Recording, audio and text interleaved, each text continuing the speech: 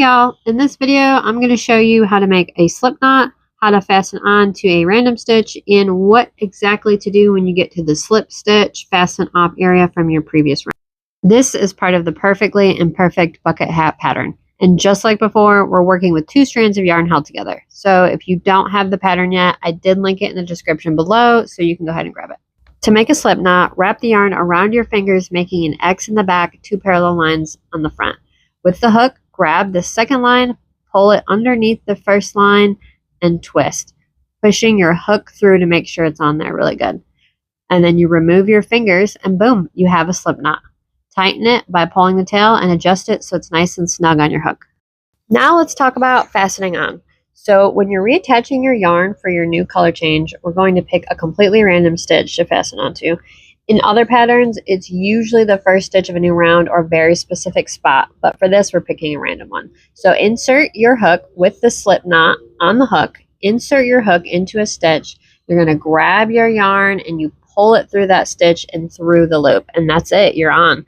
Tighten your tail to make it nice and secure, and then from here, you can start your stitches or start chaining up.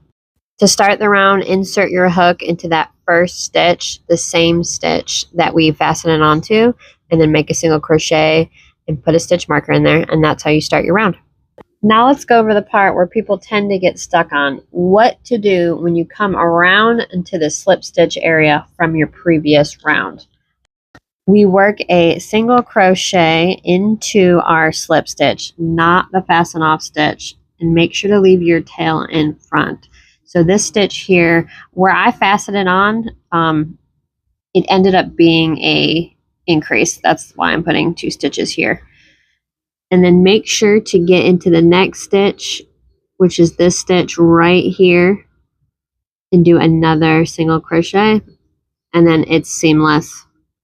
This is why I recommend putting these stitch markers on that last slip stitch and then the first stitch of the next, so that you know when you get to this area, you can just really quickly do the stitches into where you have it marked. I hope this makes the pattern a lot easier for you to follow.